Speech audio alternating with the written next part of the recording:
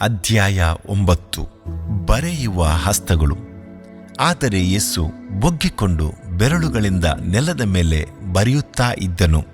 ಯೋಹಾನ 8:6. ಯೇಸು ಬರೆಯುತ್ತಾನೆ ಎಂದು ನೀವು ಏಕೆ ಒಂದು ಪತ್ರಿಕೆಯನ್ನು ಆರಂಭಿಸಬಾರದು? ನೀವು ಕಾಲವನ್ನು ನಿಧಾನ ಮಾಡಿದರೆ ಬೇರೆ ಯಾರಾದರೂ ತೆಗೆದುಕೊಂಡು ಬಿಡುವರು. ಅವರು ಸರಕಾರದಲ್ಲಿ ಅದನ್ನು ರಿಜಿಸ್ಟರ್ ಮಾಡಿಸಿದರೆ ನಂತರ ನಿಮಗೆ ಆ ತಲೆಬರಹ ಸಿಗದೆ ಹೋಗಬಹುದು ಎಂದು ನನ್ನ ಸ್ನೇಹಿತರು ಅಧಿಕಾರದಿಂದ ಹೇಳುವುದುಂಟು. ಹೌದು, ಯೇಸು ಬರೆಯುತ್ತಾನೆ ಎಂದು ತಲೆಬರಹದಲ್ಲಿ ಇದುವರೆಗೂ ಪತ್ರಿಕೆಯಾಗಲಿ ಅಲ್ಲವೋ ಪುಸ್ತಕವೋ ಇದುವರೆಗೂ ಪ್ರಕಟವಾಗದಿರುವುದು ಆಶ್ಚರ್ಯಕರವಾಗಿರ್ತದೆ. ಯೇಸು ಕರೆಯುತ್ತಾನೆ, ಯೇಸು ಕೈಬಿಡುವುದಿಲ್ಲ, ಯೇಸು ಮಾರ್ಪಟ್ಟಿಲ್ಲ, ಯೇಸು ಪ್ರೀತಿಸುತ್ತಾನೆ, ಯೇಸು ಮಾತನಾಡ್ತಾನೆ ಎಂಬ ಅನೇಕ ತಲೆಬರಹಗಳಿಂದ ಹೇರಳವಾದ ಸೇವೆಗಳು ಆರಂಭವಾಗಿವೆ. ಒಬ್ಬ ಸೇವಕರು ಯೇಸು ಅಳುತ್ತಾನೆ ಎಂಬ ಒಂದು ಪತ್ರಿಕೆಯನ್ನು ಆರಂಭಿಸುತ್ತೇನೆ ಎಂದರು. ಸೇವೆಗಳು ಮನುಷ್ಯರ ಸೇವಕರಾಗಿ ಮಾರ್ಪಟ್ಟರೆ ಯೇಸು ಅಳದೆ ಮತ್ತೇನು ಮಾಡುವನು ಎಂದರು.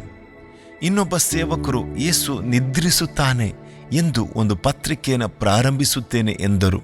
ಅಂದು ಹಡಗಿನ ಹಿಂಭಾಗದಲ್ಲಿ ನಿದ್ರೆ ಮಾಡುತ್ತಿದ್ದವನು ಇಂದು ವಿಶ್ವಾಸಿಗಳ ಹೃದಯದಲ್ಲಿಯೂ ನಿದ್ರೆ ಮಾಡುತ್ತಿರುವನು. ಹಾಡುಗಳೆಲ್ಲವೂ ಲಾಲಿ ಹಾಡುಗಳಾಗಿಯೂ ಪ್ರಸಂಗಗಳೆಲ್ಲವೂ ಕಥೆಗಳಾಗಿಯೂ ಮಾರ್ಪಾಡಾಗಿರುವುದರಿಂದ ಕ್ರಿಸ್ತನು ನಿದ್ರೆ ಮಾಡದೆ ಮತ್ತೇನು ಮಾಡುವನು ಎಂದರು. ಹೇಗೋ ಯೇಸು ಬರೆಯುತ್ತಾನೆ ಎಂಬ ತಲೆಬರಹದಲ್ಲಿ ಇದುವರೆಗೂ ಪತ್ರಿಕೆಗಳು ಹೊರಬೀಳದಿರುವುದು ನನಗೆ ಸಂತೋಷ ಮಾತ್ರವಲ್ಲ, ಆಶ್ಚರ್ಯವೂ ಆಗಿದೆ. ಯೇಸುವಿನ ಬಗ್ಗೆ ಬರೆಯಲ್ಪಟ್ಟ ಪುಸ್ತಕಗಳು ಪ್ರಪಂಚದಲ್ಲಿ ಎಷ್ಟೋ ಇವೆ, ಆದರೆ ಅವನಾದರೂ ಒಂದು ಪುಸ್ತಕವನ್ನು ಬರೆಯಲಿಲ್ಲ. ನಿರೂಪಣೆಗಳು ಒಂದನ್ನೂ ಬರೆಯಲಿಲ್ಲ, ಸಂಗೀತಗಳನ್ನು ಬರೆಯಲಿಲ್ಲ. ಸತ್ಯವೇದದಲ್ಲಿ ಮೋಶೆ ಬರೆದ 5 ಪುಸ್ತಕಗಳಿವೆ. ದಾವಿದನು ಬರೆದ ಚಂದವಾದ ಸುಂದರವಾದ ಕೀರ್ತನೆಗಳಿವೆ. ಸೊಲೊಮೋನನು ಬರೆದಂಥ ಜ್ಞಾನವುಳ್ಳ 3 ಪುಸ್ತಕಗಳಿವೆ. ಅಪೊಸ್ತಲನಾದ ಪೌಲನು ಬರೆದಂಥ ಅರ್ಥಗರ್ಭಿತವಾದ ಆಳವಾದ 14 ಪತ್ರಿಕೆಗಳಿವೆ. ಯೋಹಾನನು ಬರೆದ ಸುವಾರ್ತೆ, ಪತ್ರಿಕೆ, ಪ್ರಕಟಣೆಗಳಿವೆ. ನಿರೂಪಣೆಗಳು ಉಳ್ಳಂತ ಒಟ್ಟು 5 ಪುಸ್ತಕಗಳಿವೆ. ಆದರೆ ಯೇಸು ಕ್ರಿಸ್ತನು ಬರೆದಿರುವಂಥ ಒಂದು ಪುಸ್ತಕವು ಸತ್ಯವೇದದಲ್ಲಿ ಇಲ್ಲ. ಆತನು ಬರೆಯಲಿಲ್ಲವೇ? ಆತನ ಜೀವಿತವೆಲ್ಲ ನಿಶ್ಶಬ್ದವಾಗಿ ಬರೆದಂಥವುಗಳೇ. ಬೆತ್ಲೆಹೇಮಿನ ಕೊಟ್ಟಿಗೆಯಲ್ಲಿ ತಾಳ್ಮೆಯ ಜೀವಿತವನ್ನು ಮೌನವಾಗಿ ಬರೆದನು. ಕಫರ್ನೌಮಿನಲ್ಲಿ ಬಲವಾದ ಕಾರ್ಯಗಳನ್ನು ಕ್ರಿಯೆಗಳ ಮೂಲಕವಾಗಿ ಬರೆದನು. ಗೆತ್ಸೆಮನೆ ತೋಟದಲ್ಲಿ ಜಪವನ್ನು ನಿಟ್ಟುಸಿರಿನಿಂದ ಬರೆದನು. ಸಮಾರ್ಯದ ಸ್ತ್ರೀಯ ಬರಿದಾದ ಹೃದಯದಲ್ಲಿ ನಿತ್ಯ ಜೀವವನ್ನು ಕೊಡುವ ಜೀವ ಜಲದಿಂದ ಬರೆದನು. ಕೆಟ್ಟ ಹುಣ್ಣುಗಳಾದ ಕುಷ್ಠರೋಗಿಯ ಶರೀರದಲ್ಲಿ ದೈವಿಕವಾದ ಶುದ್ಧತೆಯನ್ನು ತನ್ನ ಗುಣಮಾಡುವ ಶಕ್ತಿಯಿಂದ ಬರೆದನು. ಜಕ್ಕಾಯನ ಮನೆಗೆ ಹೋಗಿ ರಕ್ಷಣೆಯ ಗೀತಗಳನ್ನು ಒಂದೊಂದು ಹೃದಯದಲ್ಲೂ ಪರವಶನಾಗಿ ಬರೆದನು. ಮರಣವೇ ನಿನ್ನ ವಿಷದ ಕೊಂಡಿಯಲ್ಲಿ ಎಂದು ಸತ್ತ ಲಾಜರನ ಸಾಕ್ಷಿಯಿಂದ ಮಹಿಮೆಯಾಗಿ ಬರೆದನು. ಕ್ರಿಸ್ತನ ಕೈಗಳು ಬರೆಯುವ ಕೈಗಳು. ಪರಿಶುದ್ಧಾತ್ಮನ ಬಲದಿಂದ ನಮ್ಮ ಹೃದಯದ ದುರ್ಬಲತೆಯನ್ನು, ತನ್ನ ಪ್ರೀತಿಯ ಒಡಂಬಡಿಕೆಯನ್ನು ಬರೆದ ಕೈಗಳು. ಸತ್ಯವೇದದಲ್ಲಿ ಪೂರ್ತಿಯಾಗಿ ಹಲವು ಪರಿಶುದ್ಧ ದೇವಜನರು ಕೆಲ ಕಾಲಗಳಲ್ಲಿ ಬರೆದಿದ್ದರೂ ಸಹ ಅವರ ಕೈಗಳಿಗಿಂತಲೂ ಮಿಗಿಲಾಗಿ ಕರ್ತನ ಕರಗಳು ಅವುಗಳನ್ನು ಬರೆದು ಮುಗಿಸಿವೆ. ತಂದೆ ತಾಯಿಗಳು ತಮ್ಮ ಚಿಕ್ಕ ಮಕ್ಕಳ ಕೈಗಳಲ್ಲಿ ಚಾಕ್ ಪೀಸನ್ನು ಕೊಟ್ಟು ಅವರ ಕೈಗಳನ್ನು ಹಿಡಿದು ಆ ಆ ಈ ಯನ್ನು ಬರೆದು ತೋರಿಸುವಂತೆಯೇ ಕರ್ತನು ಕೂಡ ಪರಿಶುದ್ಧ ಜನರ ಕೈಗಳನ್ನು ಹಿಡಿದು ಪೂರ್ತಿಯಾಗಿ ಸತ್ಯವೇದವನ್ನು ಬರೆದು ಮುಗಿಸಿದನು ಎಂದು ಹೇಳಿದರೂ ಸಹ ಕರ್ತನು ನೇರವಾಗಿ ತನ್ನ ಸ್ವಂತ ಕೈಗಳಿಂದಲೇ ಬರೆದ 5 ಸಂದರ್ಭಗಳನ್ನು ಸತ್ಯವೇದದಲ್ಲಿ ನಾವು ಓದಿರುತ್ತೇವೆ. ಅವುಗಳು ಎಲ್ಲವೂ ಕರ್ತನ ಸ್ವಭಾವಗಳನ್ನು, ಗುಣಾತಿಶಯಗಳನ್ನು ಪ್ರಕಟಿಸುತ್ತವೆ. ಸಾಮಾನ್ಯವಾಗಿ ಒಬ್ಬರು ಬರೆಯುವ ವಿಧಗಳಿಂದ, ಬರೆಯುವ ಶೈಲಿಗಳಿಂದಲೂ ಅವರ ಗುಣಾತಿಶಯಗಳನ್ನು ತಿಳಿಯಬಹುದು. ಬರೆಯುವವರು ಜಿಪುಣರೋ ಅಥವಾ ಉದಾರಿಗಳೋ ಅಥವಾ ಯಾವುದಕ್ಕೂ ಚಿಂತಿಸದವರ, ಮನಸ್ಸು ಬಂದಂತೆ ನಡೆಯುವವರೋ ಎನ್ನುವುದೆಲ್ಲವನ್ನು ನಿಪುಣರು ಗ್ರಹಿಸಿಕೊಳ್ಳುವರು. ನೀನು ನಿನ್ನ ಬರಹವನ್ನು ತೋರಿಸು, ನಾನು ನಿನ್ನನ್ನು ತೋರಿಸಿಕೊಡುವೆನು. ನಿನ್ನ ಕೈ ಬರಹವು ನಿನ್ನ ಹಣೆ ಬರಹವನ್ನು ಪ್ರಕಟಿಸುವುದು ಎಂದೆಲ್ಲ ಹೇಳುವರು. ಸರಿ, ಸತ್ಯವೇದದಲ್ಲಿ ಕೈ ಬರಹದಿಂದ ಕರ್ತನ ಗುಣಾತಿಶಯಗಳನ್ನು ತಿಳಿದುಕೊಳ್ಳುವ ಆತನು ಬರೆದಿರುವುದನ್ನ ಧ್ಯಾನಿಸಿ ನೋಡೋಣವೇ? ನ್ಯಾಯ ಪ್ರಮಾಣದ ಕೈಬರಹ. ಕರ್ತನು ತನ್ನ ಸ್ವಂತ ಕೈಗಳಿಂದ ನ್ಯಾಯ ಪ್ರಮಾಣವನ್ನು ಪೂರ್ತಿಯಾಗಿ ಕಲ್ಲಿನ ಹಲಗೆಯ ಮೇಲೆ ಬರೆದುಕೊಟ್ಟನು. ಸತ್ಯವೇದವು ಹೇಳುತ್ತದೆ, ಆ ಶಿಲಾಶಾಸನಗಳು ದೇವರ ಕೆಲಸವೇ, ಅವುಗಳಲ್ಲಿ ಬರೆದದ್ದು ದೇವರು ಕೆತ್ತಿದ ಅಕ್ಷರಗಳೇ. ವಿಮೋಚನ ಕಾಂಡ 32:16. ಆ ನ್ಯಾಯ ಪ್ರಮಾಣಗಳು ಪೂರ್ತಿಯಾಗಿ ಇಸ್ರಾಯೇಲರಿಗೆ ಕೊಟ್ಟಂತ ಆಜ್ಞೆಗಳು, ಇದನ್ನು ಮಾಡು, ಇದನ್ನು ಮಾಡಬೇಡ ಎಂಬ ಕಟ್ಟಳೆಗಳು, ಜೀವಿತಕ್ಕೆ ದೇವರು ತಿಳಿಸಿದ ಖಂಡಿತವಾದ ಆಜ್ಞಾಶಾಸನಗಳು. ಮೀರಿದರೆ ದಂಡನೆ ಖಂಡಿತ. ಆ ಕೈ ಬರಹವನ್ನು ನೋಡಿರಿ, ಅವುಗಳು ಕಲ್ಲಿನ ಹಲಗೆಯ ಮೇಲೆ ಬರೆಯಲ್ಪಟ್ಟಿವೆ. ಅದರ ಅರ್ಥವೇನು? ನಮ್ಮ ಅಂತರಂಗ ಜೀವಿತದಲ್ಲೂ ಹೃದಯದಲ್ಲಿಯೂ ಶರೀರದಲ್ಲಿಯೂ ಕರ್ತನ ಆಜ್ಞೆಗಳಿಗೆ ವಿಧೇಯರಾಗಿರಬೇಕು. ಆ ಕೈ ಬರಹದ ಮೂಲಕ ಕರ್ತನ ಸ್ವಭಾವಗಳನ್ನು ನಿಧಾನವಾಗಿ ಯೋಚಿಸಿ ನೋಡಿರಿ. ಕರ್ತನು ನೀತಿಯುಳ್ಳವನು, ಕಟ್ಟಳೆಗಳನ್ನ ಕೈಕೊಳ್ಳುವವನು ಎನ್ನುವುದನ್ನ ಖಂಡಿತವಾಗಿ ನಮಗೆ ಪ್ರಕಟಿಸುತ್ತದೆ. ಹೇಗಾದರೂ ಜೀವಿಸಿರಿ ಎಂದು ಜವಾಬ್ದಾರಿ ಇಲ್ಲದೆ ಅವರು ನಮ್ಮನ್ನು ತಳ್ಳಿಬಿಡದೆ, ಅಕ್ರಮ ಭರಿತವಾದ ಜೀವಿತವನ್ನು ಜೀವಿಸಲು ಬಿಡದೆ, ಹೀಗೆಯೇ ಜೀವಿಸಬೇಕು ಎಂದು ಆಜ್ಞೆಗಳನ್ನು ವಿಧಿಸಿ ತೋರಿಸಿಕೊಟ್ಟನು. ಅಷ್ಟು ಮಾತ್ರವಲ್ಲ, ಕರ್ತನು ನೀತಿಯುಳ್ಳ ನ್ಯಾಯಾಧಿಪತಿಯಾಗಿರುತ್ತಾನೆ. ಆಲಯದ ಮಾದರಿಯಲ್ಲಿ ಬರೆದುಕೊಟ್ಟ ಕೈಬರಹ. ದಾವಿದನು ಕರ್ತನಿಗೆಂದು ಮಹಿಮೆಯಾದ ಆಲಯವೊಂದನ್ನು ಕಟ್ಟಲು ತೀರ್ಮಾನಿಸಿದನು.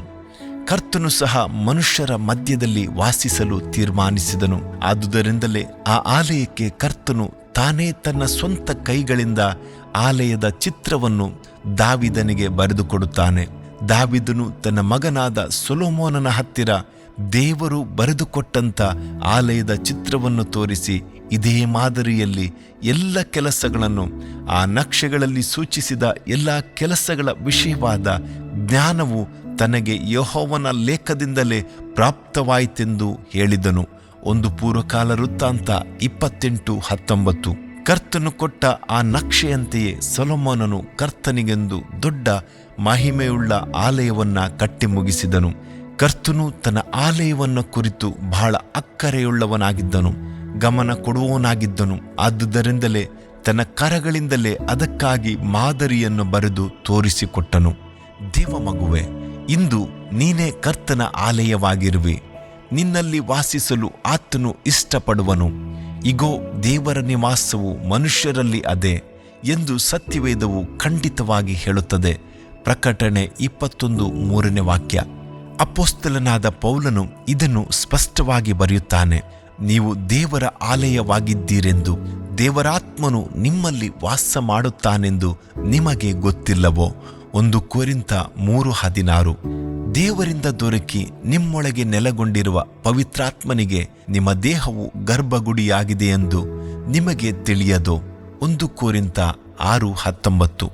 ದೇವ ಮಗುವೆ, ನಿನ್ನ ಶರೀರವು ಆತ್ಮವು ಕರ್ತನ ಆಲಯವಾಗಿರಬೇಕಾದರೆ ನೀನು ಎಷ್ಟು ಪರಿಶುದ್ಧನಾಗಿರಬೇಕು. ನೀನೇ ಪರಿಶುದ್ಧ ದೇವಾದಿ ದೇವನು ವಾಸಿಸುವ ಮಹಿಮೆಯಾದ ಆಲಯ. ಕ್ರಿಸ್ತನೆಂಬ ಮೂಲೆಗಲ್ಲಿನ ಮೇಲೆ, ಪರಿಶುದ್ಧ ಜನರ ಅಸ್ಥಿವಾರದ ಮೇಲೆ ಒಂದೇ ಮಾಳಿಗೆಯಾಗಿ ಕಟ್ಟಲ್ಪಟ್ಟ ದೇವಾಲಯವಾಗಿರಬೇಕು. ಅಂದು ದಾವಿದನಿಗೆ ಬೇರೆ ಮಾದರಿಯ ಆಲಯದ ಚಿತ್ರವನ್ನ ಕೊಟ್ಟನು. ಆದರೆ ಈಗಲಾದರೂ ನಮಗೆ ಸ್ಪಷ್ಟವಾಗಿಯೂ ನಿರ್ದಿಷ್ಟವಾಗಿಯೂ ಬರೆಯಲ್ಪಟ್ಟಂತ ಸಂಪೂರ್ಣವಾದ ಸತ್ಯವೇದವನ್ನೇ ಬರೆದುಕೊಟ್ಟಿರುತ್ತಾನೆ.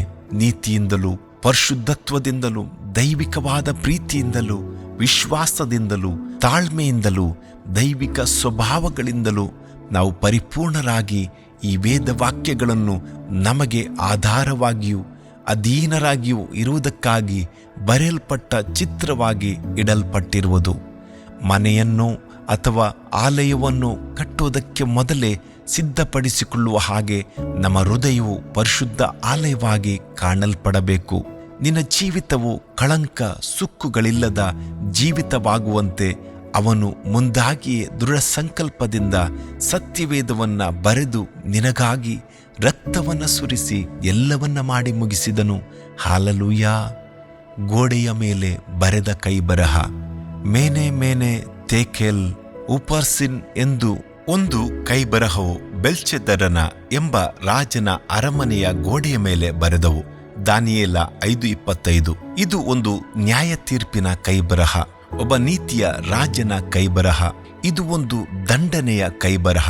ಬೆಲ್ಶೆಚ್ಚರನ ಎಂಬ ರಾಜನು ಒಂದು ದೊಡ್ಡ ಔತಣವನ್ನು ಮಾಡಿಸಿ ತನ್ನ ಹೆಂಡತಿಯರನ್ನ ಉಪಪತ್ನಿಯರನ್ನ ಕುಡಿಯುವುದಕ್ಕಾಗಿ ಯೆರೂಸಲೇಮಿನ ದೇವಾಲಯದಲ್ಲಿದ್ದ ಚಿನ್ನ ಬೆಳ್ಳಿ ಪಾತ್ರೆಗಳನ್ನು ಉಪಯೋಗಿಸಿದನು. ಅವರುಗಳು ದ್ರಾಕ್ಷಾರಸವನ್ನು ಕುಡಿದು ಬಂಗಾರ, ಬೆಳ್ಳಿ, ತಾಮ್ರ, ಕಬ್ಬಿಣ, ಮರ, ಕಲ್ಲುಗಳ ದೇವರನ್ನು ಸ್ತುತಿಸಿದರು. ಆಗಲೇ ಒಬ್ಬನ ಕೈಯ ಬೆರಳುಗಳು ಒಂದು ದೀಪಸ್ತಂಭದ ಎದುರಿಗೆ ಅರಮನೆಯ ಸುಣ್ಣದ ಗೋಡೆಯ ಮೇಲೆ ಬರಹ ಬರೆದವು. ಬರೆಯುತ್ತಿದ್ದ ಹಸ್ತವನ್ನು ರಾಜನು ನೋಡಿದನು. ಆ ಕೈಬರಹವನ್ನ ಯಾರಿಂದಲೂ ಓದಲಾಗಲಿಲ್ಲ. ದೇವರ ದರ್ಶಿಯಾದ ದಾನಿಯೇಲನು ಅಲ್ಲಿಗೆ ಬಂದು ಆ ಮಾತುಗಳನ್ನು ಓದಿ ಅವರಿಗೆ ವಿವರಿಸಿ ಹೇಳಿದನು. ಬರೆದ ಬರಹಗಳು ಏನೆಂದರೆ, ಮೇನೆ ಮೇನೆ ತೆಕೆಲ್ ಉಪರ್ಸಿನ್ ಎನ್ನುವುದೇ. ಇದರ ಅರ್ಥವು ಹೀಗಿದೆ: ಮೇನೆ ಅಂದರೆ ದೇವರು ನಿನ್ನ ಆಳಿಕೆಯ ಕಾಲವನ್ನು ಲೆಕ್ಕಿಸಿ ಕೊನೆಗಾಣಿಸಿದ್ದಾನೆ. ತಿಕೆಲ್ ಎಂದರೆ ನೀನು ತಕ್ಕಡಿಯಲ್ಲಿ ತೂಗಲ್ಪಟ್ಟು ಕಡಿಮೆಯಾಗಿ ಕಂಡು ಬಂದಿದ್ದಿ. ಪೆರೆಸ್ ಎಂದರೆ ನಿನ್ನ ರಾಜ್ಯವು ಭಿನ್ನವಾಗಿ ಮೇದ್ಯರಿಗೂ ಪಾರಸೇರಿಗೂ ಕೊಡಲ್ಪಟ್ಟಿದೆ ಎಂದು ಅರಿಕೆ ಮಾಡಿದನು. ಒಬ್ಬ ತಪ್ಪಿತಸ್ಥನಿಗೆ ನ್ಯಾಯಾಧಿಪತಿಯು ತೀರ್ಪು ಕೊಡುವ ಹಾಗೆ ಕರ್ತನ ಕೈಗಳು ಅಂದು ಬೆಲ್ಶೆಚ್ಚರನ ಎನ್ನುವ ರಾಜನಿಗೆ ನ್ಯಾಯ ತೀರ್ಪನ್ನು ಬರೆದವು. ಇದು ಒಂದು ಕಹಿಯಾದ ತೀರ್ಪು. ಆ ರಾತ್ರಿಯೇ ಕಸ್ದಿಯರ ರಾಜನಾದ ಬೆಲ್ಶೆಚ್ಚರನ ರಾಜನು ಕೊಲ್ಲಲ್ಪಟ್ಟನು. ದೇವ ಮಗುವೆ, ಕೆಲವರ ಪಾಪಗಳು ನ್ಯಾಯ ತೀರ್ಪಿಗೆ ಗುರಿಯಾಗುತ್ತವೆ. ಕರ್ತನು ತನ್ನ ಕೈಯಿಂದಲೇ ನ್ಯಾಯ ತೀರ್ಪನ್ನು ಬರೆಯುತ್ತಾನೆ. ಅಂದು ಹೊರಗೆ ಎಲ್ಲರೂ ನೋಡುವಂತೆ ಕಾಣುವ ರೀತಿಯಲ್ಲಿ ಕರ್ತನ ಬೆರಳುಗಳು ವೇಗವಾಗಿ ರಾಜನ ಅರಮನೆಯ ಗೋಡೆಯ ಮೇಲೆ ಬರೆದವು. ಅದೇ ಸಮಯದಲ್ಲಿ ಈಗಲೂ ಕೂಡ ನಾವು ಓದಲಿಕ್ಕಾಗದ ಹಾಗೆ ಕೆಲವು ಸಮಯಗಳಲ್ಲಿ ಜನರ ಮೇಲೆ ದಿಢೀರೆಂದು ನ್ಯಾಯ ತೀರ್ಪಿನ ಬರಗಳು ಬರೆಯಲ್ಪಡುತ್ತವೆ. ಅನನೀಯ ಸಪೈರಳ ಮರಣವು ದಿಢೀರೆಂದು ಬಂದಿತು. ಹೆರೋದನು ಹುಳುಬಿದ್ದು ಸಾಯುವ ಸ್ಥಿತಿ ದಿಢೀರನೆ ಬಂದಿತು. ನೆಬೂಕದ್ನೆಚ್ಚರನು ರಾಜನ ಅಧಿಕಾರದಿಂದ ತಳ್ಳಲ್ಪಟ್ಟನು. ಮೃಗದ ಹಾಗೆ ಹುಲ್ಲು ಮೇಯುವ ಗತಿ ದಿಢೀರೆಂದು ಬಂದಿತು. ಕಾರಣ ಕರ್ತನ ಕೈಗಳು ನ್ಯಾಯ ತೀರ್ಪನ್ನು ಬರೆಯುವ ಕೈಗಳು. ಆದುದರಿಂದಲೇ ನಾವು ಭಯಭಕ್ತಿಯಿಂದ ನಡೆದುಕೊಳ್ಳಬೇಕು. ಭಯಂಕರವಾದ ಪಾಪಗಳಿಂದ ನನ್ನನ್ನು ಬಿಡಿಸಿ ಕಾಪಾಡು ಎಂದು ದಾವೀದನಂತೆ ನಾವು ಪಶ್ಚಾತ್ತಾಪಪಟ್ಟು ದೇವರ ಕಡೆಗೆ ಬರೋಣ. ಭೂಮಿಯಲ್ಲೂ ನಿತ್ಯದಲ್ಲೂ ನ್ಯಾಯ ತೀರ್ಪಿಗೆ ತಪ್ಪಿಸಿಕೊಳ್ಳುವ ಹಾಗೆ ಈಗಲೇ ಶಿಲುಬೆಯ ಅಡಿ ದಾವರೆಗಳಿಗೆ ಬಂದು ಕ್ರಿಸ್ತನಿಂದ ಪಾಪ ಕ್ಷಮಾಪಣೆಯನ್ನು ಹೊಂದಿಕೊಳ್ಳೋಣ. ಕ್ಷಮಾಪಣೆಯ ಕೈಬರಹ. ಯೇಸುವಾದರೂ ಬಗ್ಗಿಕೊಂಡು ಬೆರಳಿನಿಂದ ನೆಲದ ಮೇಲೆ ಬರೆಯುತ್ತಾ ಇದ್ದನು. ಯೋಹಾನ 8:6. ಯೇಸುವಿನ ಕೈಬರಹ ಕರುಣೆಯುಳ್ಳ ಕೈಬರಹ, ಪ್ರೀತಿಯ ಕೈಬರಹ. ಅದು ಪಾಪ ಕ್ಷಮಾಪಣೆಯ ಕೈಬರಹ. ಹಾಲೆಲೂಯ. ವ್ಯಭಿಚಾರದಲ್ಲಿ ಕಂಡು ಹಿಡಿಯಲ್ಪಟ್ಟ ಒಬ್ಬ ಸ್ತ್ರೀಯನ್ನು ವೇದ ಪಂಡಿತರು, ಶಾಸ್ತ್ರಿಗಳು ಕ್ರಿಸ್ತನ ಬಳಿಗೆ ಕರೆತಂದು ಅವಳನ್ನು ಮಧ್ಯದಲ್ಲಿ ನಿಲ್ಲಿಸಿ, ಬೋಧಕನೇ, ಈ ಹೆಂಗಸು ವ್ಯಭಿಚಾರ ಮಾಡುತ್ತಿರುವಾಗಲೇ ಕೈಗೆ ಸಿಕ್ಕಿದಳು. ಇಂಥವರನ್ನು ಕಲ್ಲೆಸೆದು ಕೊಲ್ಲಬೇಕೆಂದು ಮೋಶೆಯು ಧರ್ಮಶಾಸ್ತ್ರದಲ್ಲಿ ನಮಗೆ ಅಪ್ಪಣೆ ಕೊಟ್ಟಿದ್ದಾನೆ. ಈಕೆಯ ವಿಷಯದಲ್ಲಿ ನೀನು ಏನು ಹೇಳುತ್ತೀ ಎಂದು ಆತನನ್ನು ಕೇಳಿದರು. ಆತನ ಮೇಲೆ ತಪ್ಪು ಹೊರಿಸುವುದಕ್ಕೆ ಏನಾದರೂ ಒಂದು ಕಾರಣ ಬೇಕಾಗಿದ್ದರಿಂದ ಅವನನ್ನು ಶೋಧಿಸಬೇಕೆಂದು ಹೀಗೆ ಹೇಳಿದರು. ಯೇಸುವಾದರೂ ಬಗ್ಗಿಕೊಂಡು ಬೆರಳಿನಿಂದ ನೆಲದ ಮೇಲೆ ಬರೆಯುತ್ತಾ ಇದ್ದನು. ಅವರೆಲ್ಲರೂ ಆತನನ್ನು ಬಿಡದೆ ಕೇಳುತ್ತಿರುವಾಗ ಆತನು ನೆಟ್ಟಗೆ ಕೂತುಕೊಂಡು ಅವರಿಗೆ, ನಿಮ್ಮಲ್ಲಿ ಪಾಪವಿಲ್ಲದವನು ಯಾರೋ ಅವನೇ ಮೊದಲು ಆಕೆಯ ಮೇಲೆ ಕಲ್ಲನ್ನು ಹಾಕಲಿ ಎಂದು ಹೇಳಿ ತಿರುಗಿ ಬಗ್ಗಿಕೊಂಡು ನೆಲದ ಮೇಲೆ ಬೆರಳಿನಿಂದ ಬರೆಯುತ್ತಾ ಇದ್ದನು. ಕ್ರಿಸ್ತನ ಆ ಕೈಬರಹ ಅದ್ಭುತವನ್ನ ಮಾಡಿತು. ಆ ಸ್ತ್ರೀಯ ಮೇಲೆ ತಪ್ಪು ಹೊರಿಸಿದವರನ್ನು ಮನಸ್ಸಾಕ್ಷಿಯು ಬಾಧಿಸಿತು. ಆತನು ಬಗ್ಗಿಕೊಂಡು ಬರೆಯುತ್ತಿದ್ದರಿಂದ ಒಬ್ಬರ ಹಿಂದೊಬ್ಬರು ತಪ್ಪಿಸಿಕೊಂಡು ಹೊರಗೆ ಹೋದರು. ಕೊನೆಯಲ್ಲಿ ಯೇಸು ಆ ಸ್ತ್ರೀಯನ್ನು ನೋಡಿ, ನೀನೂ ಹೋಗು, ಇನ್ನು ಪಾಪ ಮಾಡಬೇಡ ಎಂದು ಹೇಳಿ ಕಳುಹಿಸಿದನು. ಕರ್ತನ ಕೈಗಳು ಅಂದು ನೆಲದ ಮೇಲೆ ಏನು ಬರೆಯಿತೋ ತಿಳಿಯದು. ಆದಾಮನ ನಿಮಿತ್ತ ಶಪಿಸಲ್ಪಟ್ಟು ಮುಳ್ಳುಗಳು ಕಳೆಗಳು ಬೆಳೆದ ಭೂಮಿಯಲ್ಲಿ ಕ್ರಿಸ್ತನ ಪ್ರೀತಿಯ ಕೈಗಳು ಸುಂದರವಾಗಿ ಅಕ್ಕರೆಯಿಂದ ಪಾಪ ಕ್ಷಮಾಪಣೆಯನ್ನು ಬರೆಯಿತು.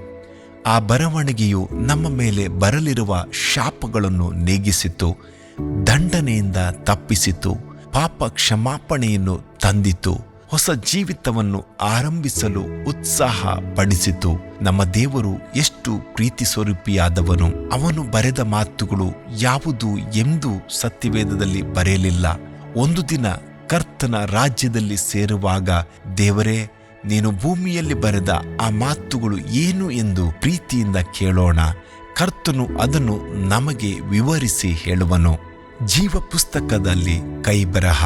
ಯಜ್ಞದ ಕುರಿಯಾದಾತನ ಜೀವಬಾಧ್ಯರ ಪಟ್ಟಿಯಲ್ಲಿ ಯಾರ್ಯಾರ ಹೆಸರುಗಳು ಬರೆದಿವೆಯೋ ಅವರು ಮಾತ್ರ ಸೇರುವರು. ಪ್ರಕಟಣೆ 21:27 ವಾಕ್ಯ. ಆ ಪುಸ್ತಕದಲ್ಲಿ ಬರೆದಿದ್ದ ಸಂಗತಿಗಳ ಆಧಾರದಿಂದ ಅವರವರ ಕೃತ್ಯಗಳ ಪ್ರಕಾರ ಸತ್ತವರಿಗೆ ನ್ಯಾಯ ತೀರ್ಪಾಯಿತು. ಯಾವನ ಹೆಸರು ಜೀವಬಾಧ್ಯರ ಪಟ್ಟಿಯಲ್ಲಿ ಬರೆದದ್ದಾಗಿ ಕಾಣಲಿಲ್ಲವೋ ಅವನು ಬೆಂಕಿಯ ಕೆರೆಗೆ ದೊಬ್ಬಲ್ಪಟ್ಟನು. ಪ್ರಕಟಣೆ 20:12-15. ಯಾವ ಮನುಷ್ಯನು ಕ್ರಿಸ್ತನ ರಕ್ತದಿಂದ ತೊಳೆಯಲ್ಪಟ್ಟು ರಕ್ಷಿಸಲ್ಪಡುವನೋ ಅವನ ಹೆಸರನ್ನು ಯಜ್ಞದ ಕುರಿಯಾದ ಯೇಸು ಕ್ರಿಸ್ತನು ಜೀವ ಪುಸ್ತಕದಲ್ಲಿ ಬರೆಯುವನು. ಆ ಕರ್ತನ ಬರವಣಿಗೆಯೇ ನಮ್ಮ ನಿತ್ಯತ್ವವನ್ನು ನಿರ್ಣಯಿಸುತ್ತದೆ. ಆ ಬರವಣಿಗೆಯ ಮೂಲಕವೇ ನಾವು ಪರಲೋಕ ರಾಜ್ಯವನ್ನು ಸ್ವತಂತ್ರಿಸಿಕೊಳ್ಳುವವರಾಗಿರುವೆವು. ನಾವು ಕಲ್ವಾರಿಯ ಬಳಿಗೆ ಓಡಿ ಬಂದು ಅವನ ಪಾದಗಳನ್ನು ಹಿಡಿದುಕೊಂಡು, ದೇವರೇ, ನನ್ನ ಪಾಪಗಳನ್ನು ಮನ್ನಿಸು, ನನ್ನ ಮೇಲೆ ಕೃಪೆ ತೋರಿಸು, ನಿನ್ನ ಸ್ವಂತ ಮಗನಾಗಿ ನನ್ನನ್ನು ಸ್ವೀಕರಿಸು ಎಂದು ಮೊರೆಯಿಡುವುದಾದರೆ ಈಗಲೇ ಕರ್ತನ ಕೈಗಳು ನಮ್ಮ ಹೆಸರನ್ನು ಜೀವ ಪುಸ್ತಕದಲ್ಲಿ ಬರೆಯುವುದು. ಇದು ಎಷ್ಟು ಸಂತೋಷಕರವಾಗಿದೆ! ಕೆಲವರು ತಮ್ಮ ಹಣದಿಂದ ಸಂತೋಷ ಪಡುವರು, ಕೆಲವರು ತಮ್ಮ ವಿದ್ಯೆ ಅಂತಸ್ತುಗಳಲ್ಲಿ ಸಂತೋಷಿಸುವರು, ಕೆಲವರು ತಮ್ಮ ಆರೋಗ್ಯ ಬಲದಲ್ಲಿ ಸಂತೋಷಿಸುವರು. ನಾವಾದರೂ ನಮ್ಮ ಹೆಸರುಗಳು ಜೀವಬಾಧ್ಯ ಪುಸ್ತಕದಲ್ಲಿ ಬರೆಯಲ್ಪಟ್ಟಿವೆ ಎಂದು ಸಂತೋಷಿಸುತ್ತೇವೆ. ಯೇಸು ಕ್ರಿಸ್ತನು ಹೇಳಿದನು, ದೆವ್ವಗಳು ನಮಗೆ ಅಧೀನವಾಗಿವೆ ಎಂದು ಸಂತೋಷ ಪಡದೆ ನಮ್ಮ ಹೆಸರುಗಳು ಪರಲೋಕದಲ್ಲಿ ಬರೆದಿರುತ್ತವೆ ಎಂದು ಸಂತೋಷ ಪಡಿರಿ ಎಂದು ಹೇಳಿದನು. ಸಹೋದರನೇ, ಸಹೋದರಿಯೇ, ನಿನ್ನ ಹೆಸರು ಜೀವ ಪುಸ್ತಕದಲ್ಲಿ ಬರೆದಿದೆಯಾ? ಪರಲೋಕದ ಕ್ಯಾಸೆಟ್ ಅದೇ ಆಗಿದೆ. ನಮ್ಮ ಜೀವಿತದ ಫಲಿತಾಂಶ ಅಲ್ಲಿ ಪ್ರಕಟವಾಗುತ್ತದೆ. ನಿಮ್ಮ ಹೆಸರುಗಳು ಯೇಸು ಸುವರ್ಣಾಕ್ಷರಗಳಲ್ಲಿ ಜೀವ ಪುಸ್ತಕದಲ್ಲಿ ಬರೆಯುವುದನ್ನು ವಿಶ್ವಾಸದ ಕಣ್ಣುಗಳಿಂದ ನೋಡಿ ಕರ್ತನನ್ನು ಸ್ತುತಿಸಿರಿ. ಒಂದು ರಜಾದಿನದಲ್ಲಿ ಪಾಠಶಾಲೆಯಲ್ಲಿ ಕಲಿತುಕೊಂಡ ಒಂದು ಸುಂದರವಾದ ಹಾಡು ನನ್ನ ನೆನಪಿಗೆ ಬರುತ್ತದೆ. ಚಿನ್ನದ ಲೇಖನಿಯೇ ಯೇಸು ಮುಟ್ಟಿದನಲ್ಲ, ನನ್ನ ಹೆಸರನ್ನು ಬರೆಯಲು ಜೀವ ಪುಸ್ತಕದಲ್ಲಿ ನನ್ನ ಹೆಸರನ್ನು ಬರೆಯಲು. ಚಿನ್ನದ ಲೇಖನಿಯೇ ಯೇಸು ಮುಟ್ಟಿದನಲ್ಲ, ನನ್ನ ಹೆಸರನ್ನು ಬರೆಯಲು. ಕರ್ತನು ನಿನ್ನನ್ನು ಆಶೀರ್ವದಿಸಲಿ.